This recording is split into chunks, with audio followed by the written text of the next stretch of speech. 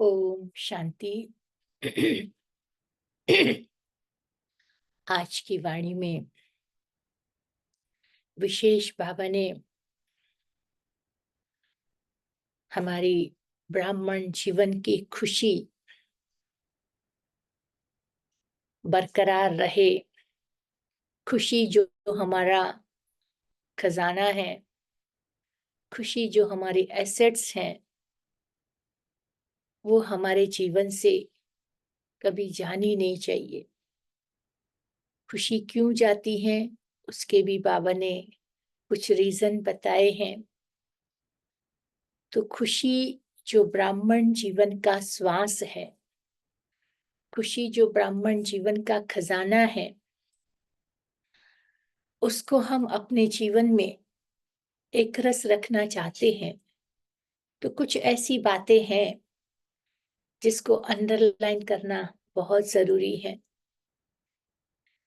पहली बात कि खुशी हमारे जीवन से कब जाती है। खुशी, हैप्पीनेस, ये स्टेट ऑफ माइंड है, लेकिन उस स्टेट ऑफ माइंड न रह करके बीच बीच में आती हैं चली जाती हैं, आती है चली जाती है। तो उसके कारण में 8-10 बातें अगर हम अंडरलाइन करते हैं तो मैं समझती हूँ कि हम अपनी खुशी को बरकरार रख पाएंगे, एक रस रख पाएंगे। पहली बात, हमारी एक्सपेक्टेशंस, दूसरों के प्रति की जो एक्सपेक्टेशंस है, अपेक्षाएं हैं, वो हमें दुखी करती हैं। हम अपने आसपास वालों को एज इट इज एक्सेप्ट कर पाते हैं, विदाउट कंडीशनली हम उनको स्वीकार कर सकते हैं। तो हमारी खुशी कभी हमारे जीवन से नहीं जाएगी। हम समझते हैं कि सामने वाली व्यक्ति हमारी खुशी छीनने का आधार है, लेकिन बाबा कहते हैं हमारी परमिशन के बिना कोई हमारी खुशी को छीन नहीं सकता है। इसलिए हम एक्सपेक्टेशन को चेक करें।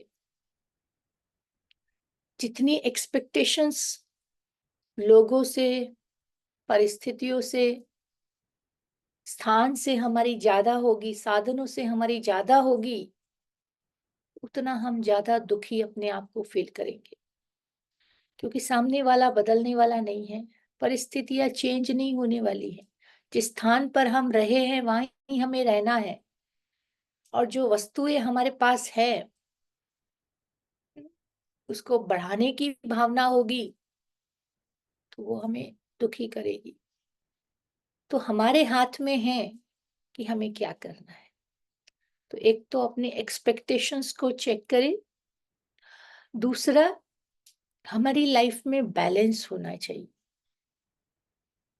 संतुलन नहीं होता है ना, तो भी हम परेशान होते हैं। बाबा कहते हम कभी कभी इतने पुरुषार्थ में लीन हो जाते हैं कि कारोबार छूट जाता है, संबंध छूट जाते हैं। और कभी कभी हम ऐसे न्यारे हो जाते हैं कि बाबा, बाबा की सेवा, बाबा का कारोबार सब हमारे से दूर चला जाता है। तो बाबा कहते कोई भी बात की अति होती है ना, तो अति हमें नुकसान करती है। इसलिए उस पर भी हमें थोड़ा सा ध्यान देने की आवश्यकता है कि हमारा लाइफ बैलेंस में चले, बैलेंसिंग पर्सनालिटी हमारी होनी चाहिए। फिर चलते चलते कभी कभी क्या होता है कि एक जैसी लाइफ होती है ना, क्रिएटिविटी नहीं होती है लाइफ में, नवीनता नहीं होती है, तो भी बोर हो जाते हैं। बाबा भी हमें कहता है ना कि मेरे साथ योग लगाओ तो विविध प्रकार से योग लगाओ। बाबा भी ज्ञान सुनाता है, ज्ञान एक ही है, लेकिन बाबा का सुनाने का तरीका हमेशा नया नया होता है ना, तो हमें बाबा की बातें अच्छी लगती हैं। तो हम भी अपनी लाइफ में हर समय नवीनता का प्रयोग करें, नवीन रीति से अपने आप को सेट करने की कोशिश करें, कुछ नई बातें सीखे, कुछ नई बातें एक्सेप्ट करे, कुछ नई बातों से बाबा के साथ के ज्ञान को जोड़ने की कोशिश करे। तो जितनी नवीनता होगी ना, उतना हमारी खुशी बढ़ती जाएगी, कम होने का मार्जिन खत्म होता जाएगा। फिर इस ब्राह्मण जीवन की दौड़ में कभी कभी हम लक्ष्य से वंचित हो जाते हैं, लक्ष्य से दूर हो जाते हैं। बीच बीच में जो बाईपास रोड होते हैं या साइड वाले रोड होते हैं, उसमें हम फंस जाते हैं और लक्ष्य से दूर हो जाते हैं। दूसरों को देखते हैं, दूसरों के जीवन की तरफ हमारा ध्यान जाता है, तो हम अपने लक्ष्य से वंचित रह जाते हैं। तो जीवन की दौड़ में जो चीजें आवश्यक है, उस पर हमारा ध्यान जाना चाहिए। अगर हम जीवन में खुशी एक रस रखना चाहते हैं, तो हमें ये ध्यान रखना चाहिए कि जैसे जीवन की आवश्यकता है, आवश्यक साधन है, आवश्यक चीजें हैं, उसको प्राप्त करने के लिए हम कितनी मेहनत करते हैं, कितना एफर्ट देते हैं, तब जाके धन कमाते हैं। और धन कमाते हैं, उसमें से हम साधन ले आते हैं, साधनों को अपने घर में भर देते हैं। लेकिन हम ये समझते हैं कि धन कमाने से, साधन आ जाने से, अच्छी चीजें हमारे पास होने से खुशी हमारे जीवन में रहेगी। ये नहीं हो सकता है। सब कुछ है, लेकिन खुशी नहीं है, मन की शांति नहीं है। क्यों नहीं है? क्योंकि जितना हमने धन कमाने के पीछे मेहनत की, एफर्ट दिया, तो धन हमने कमा लिया। उतना ही एफर्ट हमारा खुशी एकरस रहे, खुशी प्राप्त करने के लिए, एकरस स्थिति प्राप्त करने के लिए, उस खजाने को संभालने के लिए हमारी मेहनत उतनी होनी चाहिए। जब उतनी मेहनत उसमें लगेगी ना, तो खुशी हमारे से कभी दूर नहीं जाएगी। एक बहुत बड़ा लेखक था, उसने अपने जीवन की सारी प्रायोरिटी एक चेकलिस्ट बना दी थी कि बचपन में मुझे क्या करना है, बड़ा होकर के क्या करना है, कौन सी कॉलेज में पढ़ना है, किस प्रकार का एजुकेशन लेना है, लाइफ में क्या करना है, कौन सा फील्ड ज्वाइन करना है, अच्छी सुंदर पत्नी चाहिए, इतने बच्चे चाहिए। ये सारी प्रायोरिटी की चेकलिस्ट बना करके वो अपने आप से बहुत खुश था भी इंटेलिजेंट। लेकिन वो अपने गुरुजी के पास गया, जो उनके सीनियर्स थे, उनको उसने अपनी चेकलिस्ट बताई कि देखो मेरे हिसाब से तो ये ओके है, आप क्या समझते हो, इसमें कुछ मुझे एडिशन करने की आवश्यकता है? तो उसके गुरुजी थे, जो सीनियर थे, उन्होंने पूरी चेकलिस्ट पर एक लाइन लगा दी और कहा, इन सब की आवश्यकता नहीं है, आवश्यकता है पीस ऑफ माइंड। मन हमारा ठीक है, मन हमारा खुश है, मन हमारा शांत है, तो ये चीजें तो ऑटोमेटिक हमारे पास परछाई की तरह आएंगी। लेकिन अंदर से हम खुश नहीं हैं, तो कोई भी चीजें हमारे पास होते हुए भी हम उसका सुख नहीं प्राप्त कर पाएंगे। तो पीस ऑफ माइंड ये बहुत जरूरी है। फिर हम अपनी लाइफ में जो हमारे पास डिजिटल गैजेट्स हैं, उसका भी डिटॉक्स करने का अभ्यास करें। बाबा कहते, आज साधन है, कल वो साधन नहीं भी होंगे, तो हमारी साधना प्रभावित ना हो, इसीलिए बीच बीच में इन डिजिटल साधनों का भी डिटॉक्स करना जरूरी है। एक दिन उसको कबोर्ड में बंद करके हम अपनी लाइफ को चेक कर सकते हैं कि क्या मुझे साधन अपनी तरफ खींच रहे हैं, साधनों से मैं डिस्टर्ब तो नहीं हो रही हूँ। ये चेक करने की बहुत आवश्यकता है, क्योंकि आजकल इसका प्रभाव सबसे ज्यादा है। एक बार एक परिवार में माँ ने अपने चारों बेटों को फोन करके घर में बुलाया कि कल फादर्स डे है, आप सभी आओ और अपने पिताजी को विश करो। चारों बेटे उनके आए, पिताजी को बीच में बिठाया है, दो भाई इस तरफ दो भाई इस तरफ बैठे हैं,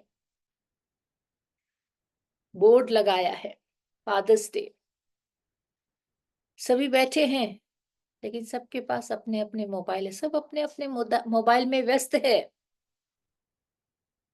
और सामने लिखा हुआ है सेलिब्रेशन ऑफ फादर्स डे। जब हम अपने रिश्तों को समय दे रहे हैं, सामने बैठे हैं, फिर भी हम अपने गैजेट्स को उतने समय भी अपने से दूर नहीं रख पाते हैं, तो ये हमें चेक करने की आवश्यकता है। हमारे पास एक बार मधुबन में एक माता आई थी कुछ किसी प्रोग्राम में, और उसका बहुत हाई क्वालिटी का ऊंचा कोई फोन था, फोन उससे गुम हो गया। बहुत ढूंढा लेकिन नहीं मिला। वो 3 दिन ऐसे ही रही। 3 दिन के बाद वो अपने अनुभव में शेयर करती है कि थैंक्स टू भगवान कि मेरा मोबाइल गुम हो गया, नहीं तो मैं मोबाइल की इतनी एडिक्ट थी कि मैं यहाँ के इस वातावरण का, इस आध्यात्मिक ज्ञान और मेडिटेशन का मैं लाभ नहीं ले पाती। कि मेरा मोबाइल जो गुम हो गया ना, उसमें भी मेरा बहुत कल्याण हुआ। तो मीन्स ये चीजें हमको कितना अपने से दूर ले जाती हैं, ये चेक करने की आवश्यकता है। फिर अब हम अपनी दिनचर्या में थोड़ा सा एक्सरसाइज या व्यायाम को भी यूज करें। कुछ 5 मिनट 10 मिनट भी अगर हम फिजिकल एक्सरसाइज करते हैं ना, तो उससे माइंड बॉडी दोनों में एक प्रकार की शक्ति आ जाती है, एक प्रकार की चार्जिंग फीलिंग होती है।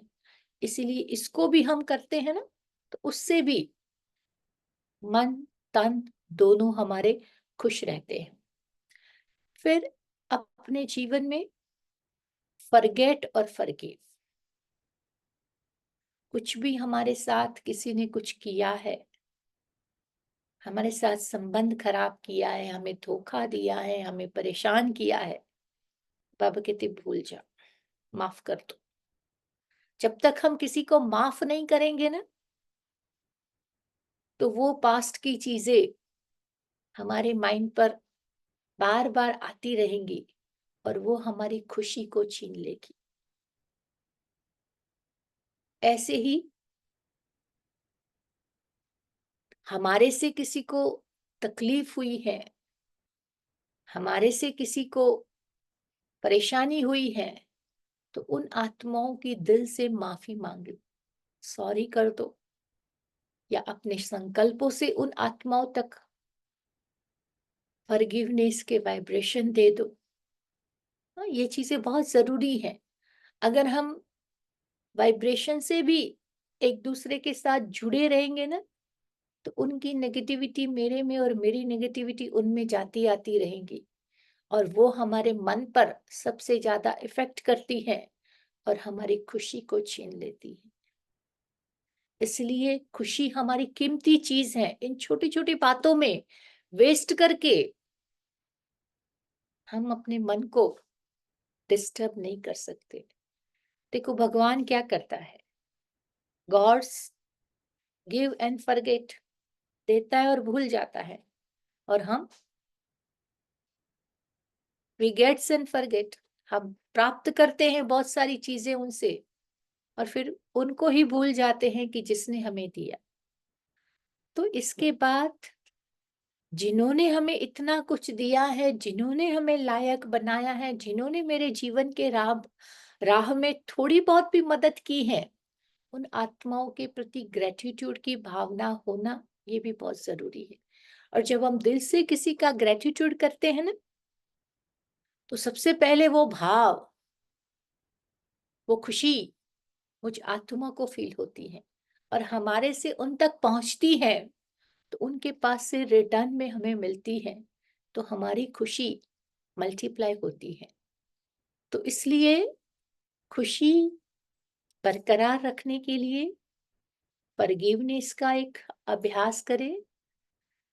कुछ भी हुआ है हमारे साथ उसे भूल जाए, फॉरगेट करें और ग्रेटिट्यूड की भावना को हम अपने जीवन में अपनाएं। फिर कभी कभी खुशी को गंवाने में हमारे अपने संस्कार रिस्पॉन्सिबल बनते हैं। कोई न कोई ऐसा हमारा कड़ा संस्कार है,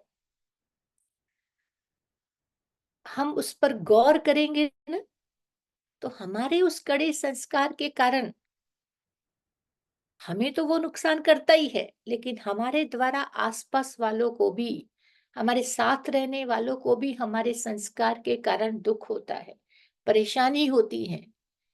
और वो संस्कार, उस पर हम इतना ध्यान नहीं देते हैं, आगे चल के वो हमारे लिए चैलेंजिंग हो सकते हैं। इसलिए उसको हम देखें, परखें और उसको खत्म करने के प्रति हम अपना ध्यान देंगे ना, तो वो हमारी खुशी जो इन बातों में हमारे से दूर जा रही है या आसपास वालों की नेगेटिविटी के कारण हमारी खुशी हमसे दूर जा रही है, उसको हम बचा पाएंगे। फिर एक और बात, हमारी लाइफ में क्यूरियोसिटी होनी चाहिए। कुछ भी नया जानने की उत्सुकता रहनी चाहिए।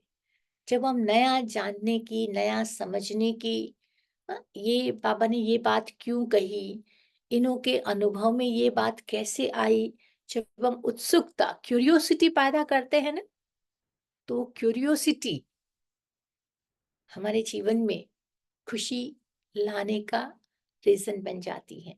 इसलिए क्यूरियोसिटी का भी नेचर, पर नेगेटिवली क्यूरियोसिटी नहीं होनी चाहिए। पॉजिटिव क्षेत्र में क्यूरियोसिटी होनी चाहिए। वो चीज जो हमारी खुशी को बढ़ाए, उसमें हमारी क्यूरियोसिटी हो। किसी के पर चिंतन करने में, खान खोद करने में, वो क्यूरियोसिटी नहीं। बाबा कहते हैं, हमारी खुशी जिसमें बढ़ती हो, उस सब्जेक्ट में, उस प्रसंग में, उन बातों में अवश्य क्यूरियोसिटी रखो।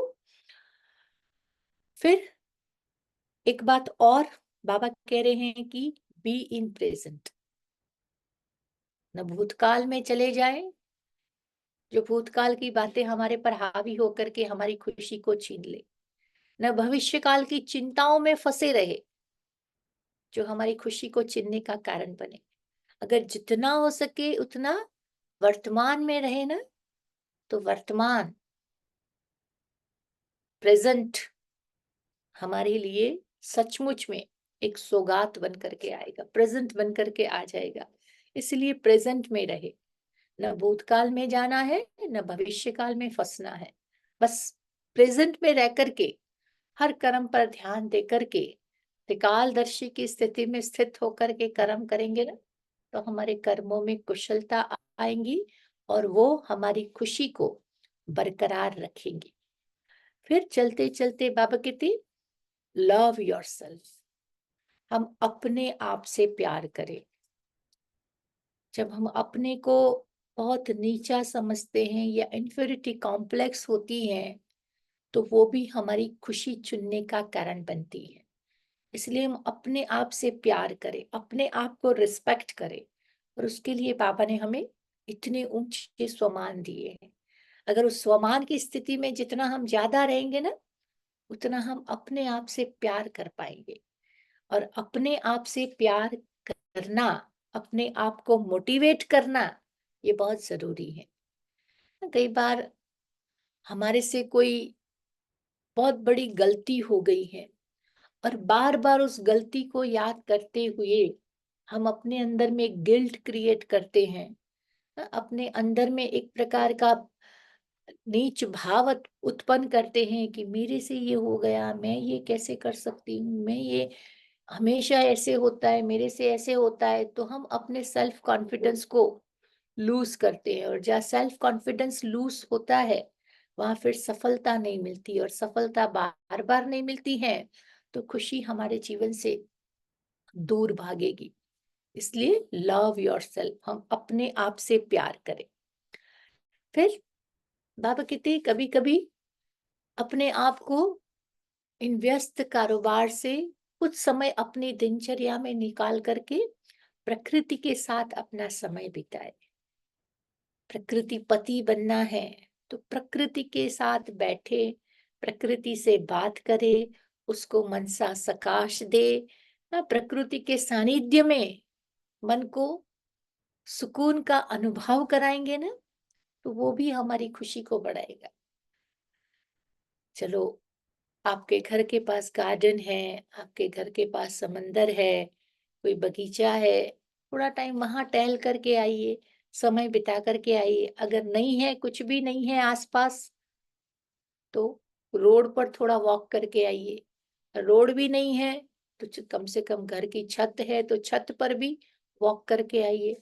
तो जितना हम थोड़ा सा ही 5, 10, 15 मिनट भी प्रकृति के सानिध्य में, बादलों के साथ, हवा के साथ, समंदर के साथ, पेड़ पौधे के साथ बात करते हैं, उनको प्रकाश देते हैं, तो भी मन को बहुत प्रफुल्लित फील होता है।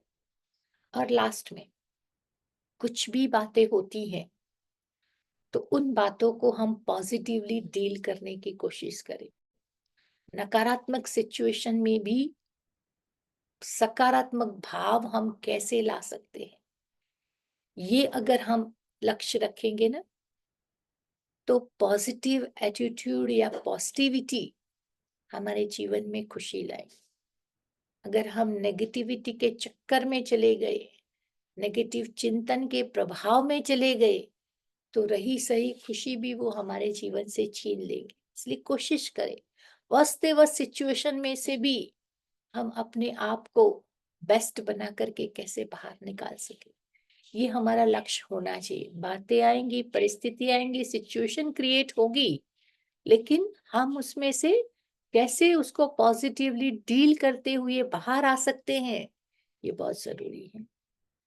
तो ये कुछ बातें थी जिनको हम अपनी लाइफ में अंडरलाइन करते हैं, तो मैं समझती हूँ कि हम अपनी खुशी को एक रस अचल अडोल बना पाएंगे और उसको एसेट्स के रूप में अपनी लाइफ में मल्टीप्लाई कर पाएंगे। तो ये बाबा का आज का भाव था। तो बाबा की मुरली सुनते हैं। आज बाबा की 25 तारीख की वाणी है। सार रूप में बाबा कह रहे हैं, मीठे बच्चे, बेहद की स्कॉलरशिप लेनी है। बेहद की स्कॉलरशिप लेनी है तो अभ्यास करो कि एक बाप के सिवाय और कोई याद न आए। बाबा कहती, एक बाप के सिवाय और कोई याद न आए। बेहद की स्कॉलरशिप, हद की बाबा बात नहीं कर रहे, बेहद की कह रहे हैं। फिर बाबा का प्रश्न है, बाप का बनने के बाद अगर खुशी नहीं रहती है तो उसका कारण क्या? स्वयं भगवान मिला है, भगवान पढ़ा रहा है, भगवान हमारी सदगति कर रहा है, ये जानने के बाद भी अगर हमें खुशी नहीं रहती है तो बाबा कहते उसका कारण क्या है? तो बाबा जवाब दे रहे हैं, एक, बुद्धि में पूरा ज्ञान नहीं रहता है। अगर ज्ञान है, ये ज्ञान की बातें अभी भी जो हमने सुनी, वो अगर याद रहती है तो खुशी कभी नहीं जाएंगी। बाप को यथार्थ रीति याद नहीं करते, विधि पूर्वक बाबा की याद नहीं है। याद न करने के कारण फिर माया धोखा दे देती है, धोखा दे देती है, इसलिए भी खुशी नहीं रहती। तो याद हमारी यथार्थ होनी चाहिए। तुम बच्चों की बुद्धि में नशा रहे कि हम विश्व के मालिक बन रहे हैं, बाप हमें विश्व का मालिक बना रहा है, तो सदा उल्लास और खुशी रहेगी। हाँ, किसी बच्चे को पता है उसका करियर में उसको फलानी जॉब मिलने वाली है पढ़ाई के बाद, उसको कितनी खुशी रहती है, उमंग उत्साह से वो पढ़ाई पढ़ता है। तो बाबा ने तो हमें कह दिया है कि मैं तुम्हें विश्व का मालिक बनाता हूँ, तो बाबा कहते फिर वो उमंग उत्साह और खुशी रहनी चाहिए। बाप का जो वर्षा है, पवित्रता, सुख और शांति, इसमें फुल बनो तो खुशी रहेंगे। बाबा का जो वर्षा है, पवित्रता, सुख और शांति, इनमें हम, इन स्थिति में हम अपने आप को बना करके रखेंगे ना, तो भी खुशी हमारी बरकरार रहेगी। हमारा मन वचन कर्म में पवित्रता होगी, सुख देने का भाव होगा, हम शांत रह करके सबको शांति के वाइब्रेशन देते रहेंगे, तो नेचुरली हम खुश रहेंगे और हमारी खुशी बढ़ती जाएगी। ओम शांति। ओम शांति का अर्थ तो बच्चों को अच्छी रीति मालूम है कि मैं आत्मा और यह मेरा शरीर, ये अच्छी रीति याद करो। भगवान माना आत्माओं का बाप हमको पढ़ाते हैं। कौन पढ़ाते? आत्माओं का बाप हमको पढ़ाते हैं। ऐसे कभी सुना है? पूछ रहे बाप। वह तो समझते हैं कि श्री कृष्ण पढ़ाते हैं, परंतु उनका तो नाम और रूप भी है ना। वो तो यही समझते हैं कि गीता का भगवान श्री कृष्ण है, वो पढ़ाता है। लेकिन बाबा कहते वो तो नाम रूप वाला है, और वो तो कहते भगवान नाम रूप से न्यारे हैं। तो बाबा कहते ये पढ़ाने वाला है निराकार बाप। आत्मा सुनती है और परमात्मा सुनाते हैं। ये नई बात है ना। विनाश तो होना ही है। एक है विनाश काले विपरीत बुद्धि, और दूसरे हैं विनाश काले प्रीत बुद्धि। आगे तुम भी कहते थे ना कि ईश्वर सर्वव्यापी है, पत्थर बित्तर ठिक्कर सब में है।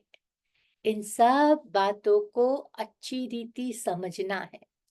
यह तो समझाया है ना कि आत्मा अविनाशी है और ये शरीर विनाशी है। आत्मा कभी घटती बढ़ती नहीं है।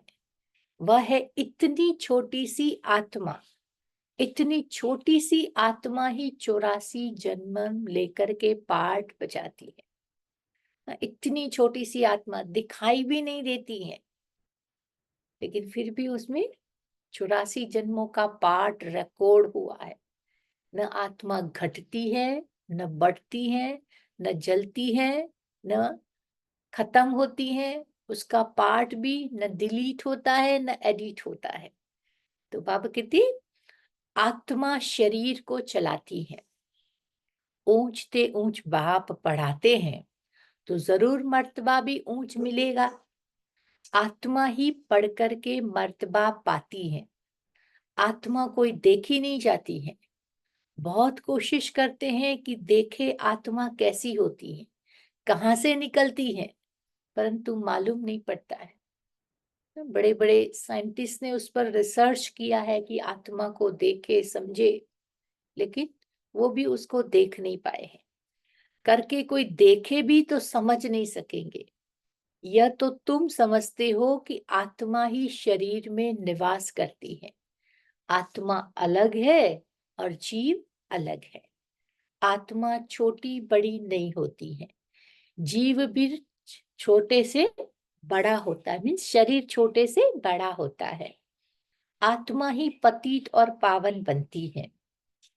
आत्मा ही बाप को बुलाती है कि हे पतित आत्माओं को पावन बनाने वाले बाबा आओ। यह भी समझाया है कि अभी सभी आत्माएं ब्राइड्स हैं, सीताएं हैं, और वो है राम, हमारा ब्राइड ग्रूम। वो एक ही है। वो लोग फिर सभी को ब्राइड ग्रूम कह देते हैं। अब ब्राइड ग्रूम सब में प्रवेश करे, यह तो हो नहीं सकता है। ये बुद्धि में उल्टा ज्ञान होने के कारण ही नीचे गिरते आए हैं, क्योंकि बहुत ग्लानि करते हैं, पाप करते हैं, डिफेम करते हैं। भगवान को नहीं जानने के कारण सभी को भगवान कह दिया, सभी देवी देवताओं को, सभी प्रकृति को, तत्व को, सबको भगवान मान लिया। बाप की बहुत भारी निंदा की। बच्चे कभी बाप की ग्लानि करेंगे क्या? परंतु आजकल बिगड़ते हैं ना, तो बाप को भी गाली देने लग पड़ते हैं। और यह तो है बेहद का बाप। आत्मा ही बेहद के बाप की ग्लानि करती है कि बाबा आप कच्छ-मच्छ अवतार हो। श्री कृष्ण की भी ग्लानि करते हैं कि रानियों को भगाया, यह किया, वो किया, माखन चुराया। अब माखन आदि चुराने की उनको क्या दरकार पड़ी थी? वो तो सतयुग का राजकुमार था, उसको तो हर चीज मिलती थी, उसको मक्खन चुराने की क्या जरूरत थी? कितने तमोप्रधान बुद्धि बन पड़े हैं। बाप कहते हैं मैं आकर तुमको पावन बनाने की बहुत सहज युक्ति बताता हूँ। बाप ही पतित पावन सर्वशक्तिवान अथॉरिटी है। जैसे साधु संत आदि जो भी हैं, उनको शास्त्रों की अथॉरिटी कहते हैं। शंकराचार्य को भी वेदों शास्त्रों आदि की अथॉरिटी कहेंगे। उनका कितना भपका होता है। अब शिवाचार्य का तो कोई भपका नहीं है, इनके साथ कोई पलटन आदि नहीं है। यह तो बैठकर सभी वेदों शास्त्रों का सार सुनाते हैं। बाबा कहते हैं शंकराचार्य जाते हैं तो उनके साथ बहुत बड़ी पलटन होती है, वो सब को लेकर के चलते हैं।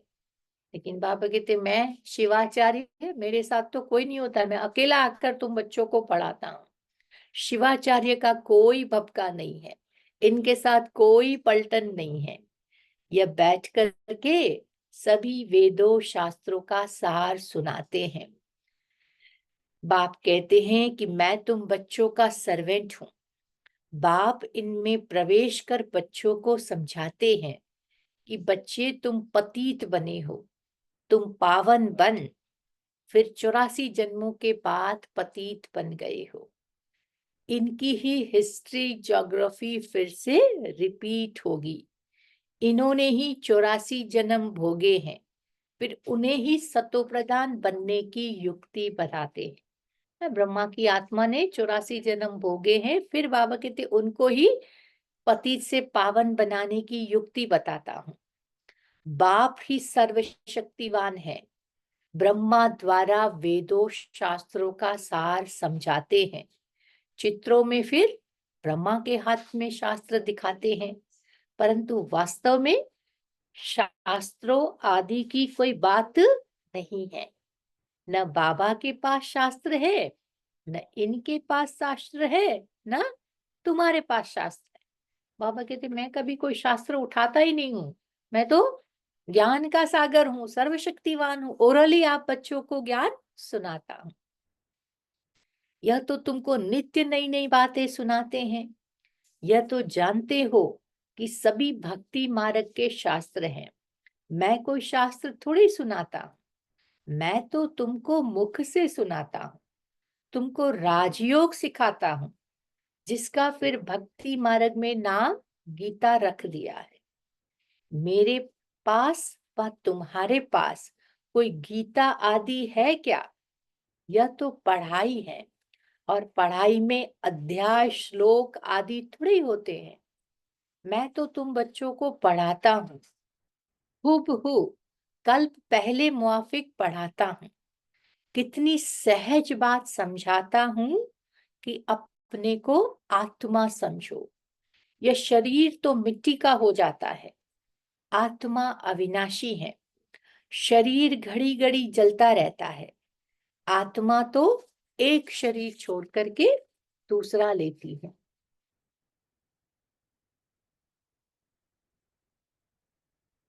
बाप कहते हैं मैं तो एक ही बार आता हूँ। उस समय शिवरात्रि मनाते हैं। वास्तव में होना चाहिए शिव की जयंती, परंतु जयंती कहने से माता के गर्भ से जन्म होता है, ये समझते हैं, इसीलिए शिवरात्रि कह देते हैं।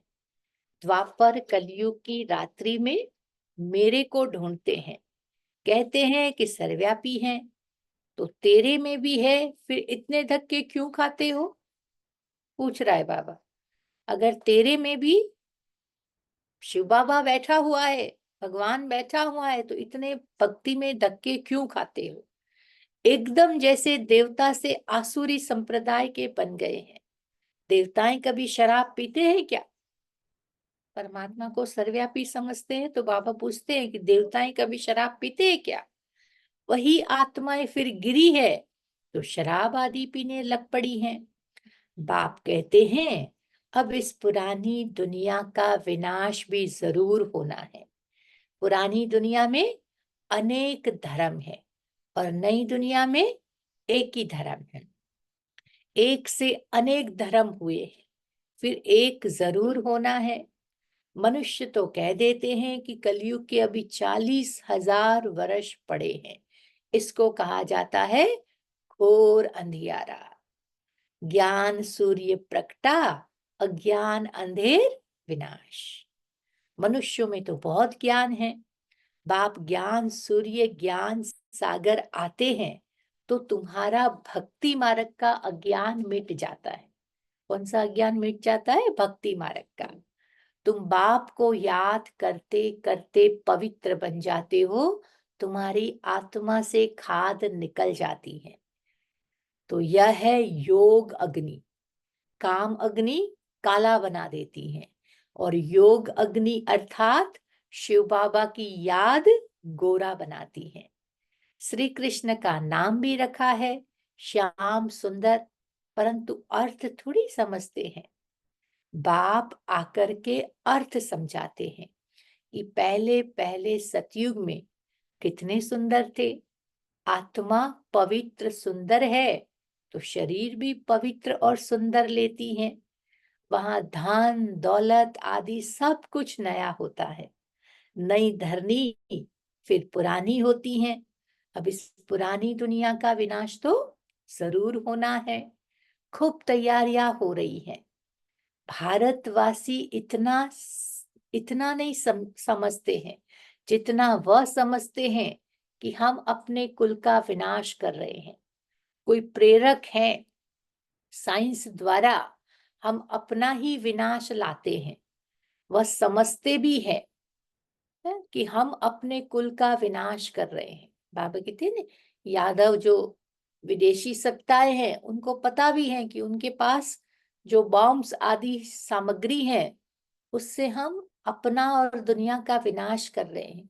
लेकिन एक अंदर में वैर की भावना, ईर्ष्या की भावना, हाँ, एक धिक्कार की भावना, द्वेष की भावना, वो आजकल इतनी हाईएस्ट लेवल पर चल रही है कि वो ये नहीं सोचते हैं कि इससे हम दूसरों का नुकसान करते हैं और अपना भी नुकसान करते हैं। ये भी रियलाइजेशन उस समय नहीं होती।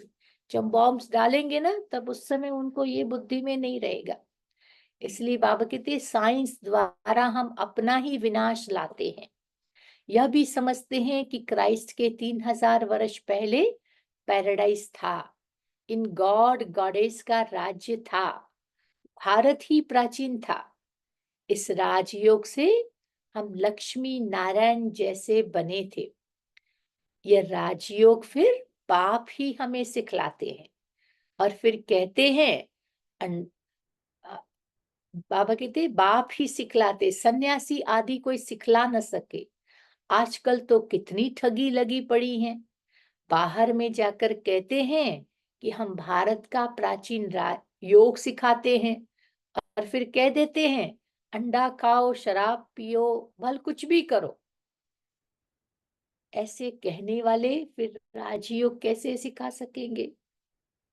बाबा कहते धर्म के नाम पर बाबा कहते सब कुछ करने के लिए लोग तैयार हो जाते हैं। मनुष्य को देवता वो कैसे बनाएंगे? बाप तो समझाते हैं कि आत्मा कितनी ऊंच है।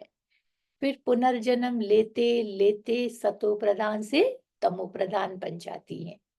अब तुम फिर से स्वर्ग की स्थापना कर रहे हो। यहाँ वहां फिर दूसरा कोई धर्म होता नहीं है। कहाँ की बात कर रहे हैं बाबा? सतयुग की। अब बाप कहते हैं कि नरक का विनाश जरूर होना है। यहां तक जो आए हैं ना, वह फिर स्वर्ग में जरूर आएंगे। शिव बाबा का थोड़ा भी ज्ञान सुना होगा ना, तो वो स्वर्ग में जाएंगे जरूर। फिर जितना पढ़ेंगे, बाप को याद करेंगे, उतना ऊंच पद पाएंगे। अभी विनाश काल तो सबके लिए है। इसलिए बाबा कहते हैं, विनाश काले जो प्रीत बुद्धि हैं, शिवाय बाप के और कोई को याद नहीं करते हैं, वही ऊंच पद पाते हैं। इसको कहा जाता है बेहद की स्कॉलरशिप। इसमें फिर हमें रेस करनी चाहिए। यह है ईश्वरीय लॉटरी। एक तो याद, दूसरा दैवी गुण धारण करने हैं, और फिर राजा और रानी बनना है। तभी तो प्रजा भी बनानी है ना। भविष्य में राजा रानी बनना है तो बाबा कहते प्रजा तो बनानी पड़ेगी ना, सेवा तो करनी पड़ेगी ना। कोई तो बहुत प्रजा बनाते हैं, कोई कम। प्रजा बनती है सर्विस से। म्यूजियम, प्रदर्शनी आदि में ढेर प्रजा बनती है। बाबा कहते ना, पहले तो सेवाएं फुल फ्लेंज में होती थी, बड़े बड़े मेले लगते थे, सम्मेलन होते थे, तो बहुत सारी आत्माएं बाबा के कनेक्शन में आती गई। अब बाबा कहते वर्तमान समय संसार की आत्माओं तक पहुंचने के लिए मनसा सेवा का भी बाबा ने बहुत सुंदर साधन बताया है। मनसा सेवा से भी हम संसार की सभी आत्माओं के नजदीक जा सकते हैं और उनकी सेवा कर सकते हैं। और सेवा करेंगे तभी तो बाबा कहते हैं ना, राजा और रानी बनेंगे। इस समय तुम पढ़ रहे हो, फिर सूर्यवंशी चंद्रवंशी डिनाइस्टी में चले जाएंगे। यह है ब्राह्मणों का कुल। बाप ब्राह्मण कुल एडॉप्ट कर उन्हों को पढ़ाते हैं। बाप कहते हैं मैं एक कुल और 2 डिनाइस्टी बनाता हूं। एक कुल देवी देवता कुल और 2 डिनाइस्टी माना सूर्यवंशी राजधानी और चंद्रवंशी राजधानी। सूर्यवंशी महाराजा महारानी और चंद्रवंशी राजा और रानी। इन्हों को कहेंगे डबल सरताज। फिर बाद में जब विकारी राजाएं होते हैं तो उनको लाइट का ताज नहीं होता है, प्यूरिटी का ताज नहीं होता है। उन डबल ताज वालों के मंदिर बना करके उनको पूजते हैं, पवित्र के आगे माथा टेकते हैं।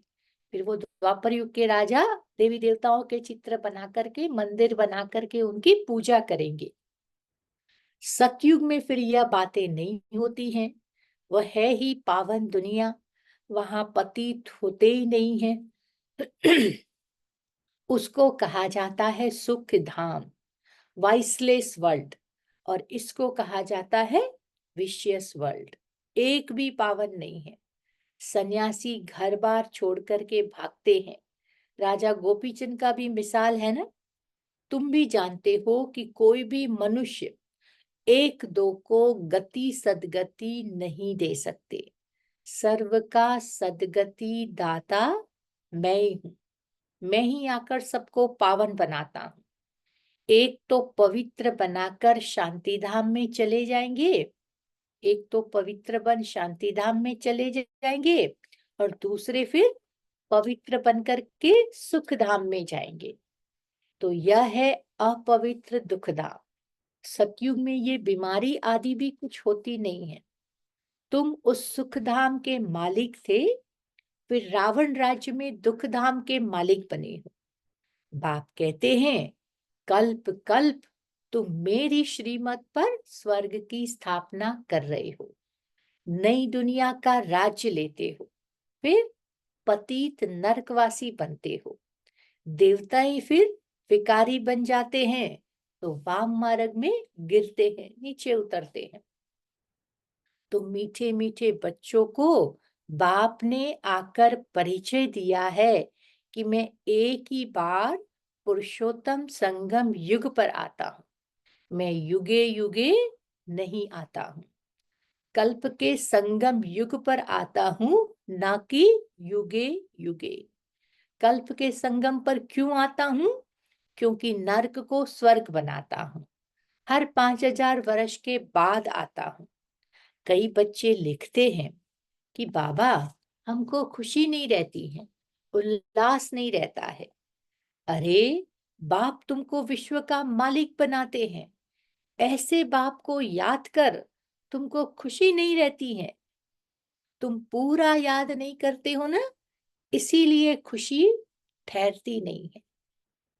लौकिक में भी पति को याद करते हैं तो खुशी होती है। जो पतित बनाते हैं उनको याद करते हैं तो खुशी होती है, और जो डबल सिरताज बनाते हैं उनको याद करने से खुशी नहीं होती है। पूछ रहे बाबा हमें, बाप के बच्चे बने हो फिर भी कहते हो खुशी नहीं है, क्योंकि पूरा ज्ञान बुद्धि में नहीं है। याद नहीं करते हो तो माया फिर धोखा दे देती है।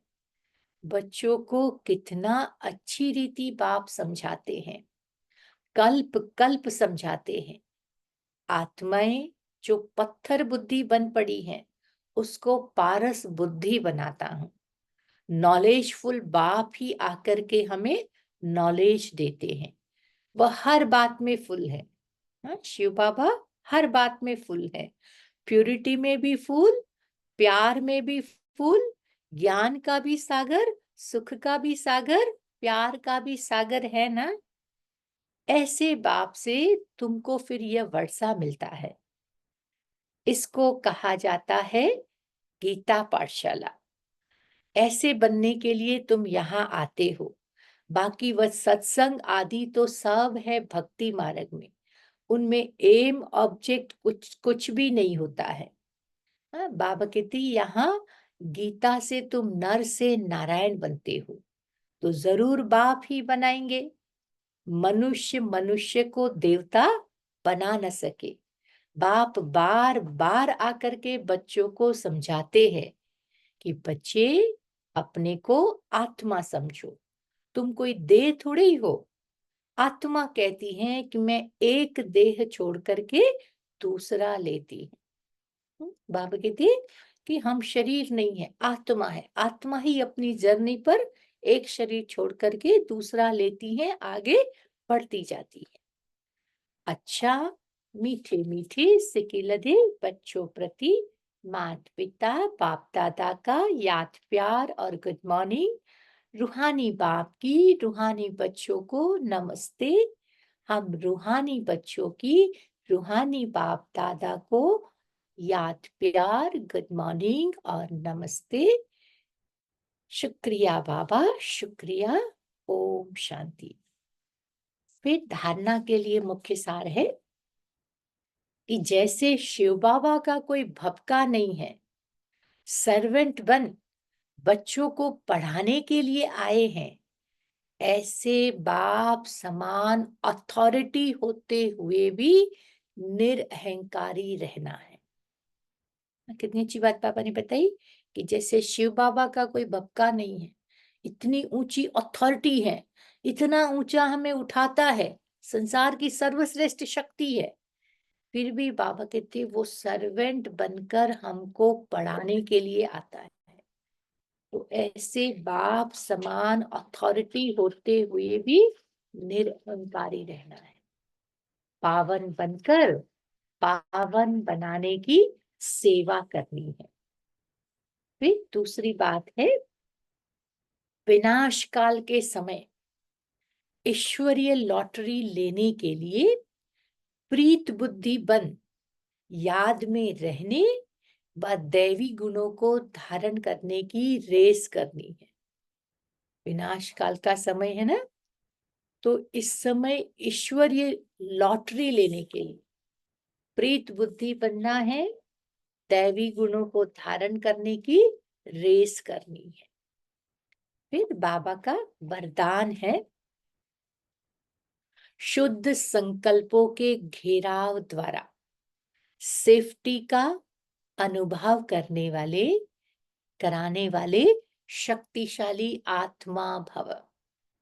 शुद्ध संकल्पों के घेराव द्वारा सेफ्टी का अनुभव करने और कराने वाले शक्तिशाली आत्मा भव। शक्तिशाली आत्मा वह है जो दृढ़ता की शक्ति द्वारा सेकंड से भी कम समय में, क्या बाबा अंडरलाइन करा रहे हैं, सेकंड से भी कम समय में व्यर्थ को समाप्त कर दो। दृढ़ता की शक्ति के द्वारा सेकंड के कम समय में भी व्यर्थ को खत्म कर दो। शुद्ध संकल्प की शक्ति को पहचानो। एक शुद्ध व शक्तिशाली संकल्प बहुत कमाल कर सकता है। सिर्फ कोई भी दृढ़ संकल्प करो तो दृढ़ता सफलता को लाएगी। सबके लिए शुद्ध संकल्पों का बंधन, घेराव ऐसा बांधो जो कोई थोड़ा कमजोर भी हो, उनके लिए यह घेराव एक छत्र छाया बन जाए, सेफ्टी का साधन बन जाए या किला बन जाए। बाबा कहते हैं सबके लिए शुद्ध संकल्पों का बंधन का घेराव ऐसा डालो जो कोई थोड़ा भी कमजोर हो, उसके लिए यह घेराव एक छत्र छाया बन जाए और उसके लिए सेफ्टी का किला बन जाए। कोई मायूस है, कमजोर है, अशांत है, डिस्टर्ब है, उनको बाबा कहते हैं शुद्ध संकल्पों का ओरा दो, घेराव दो।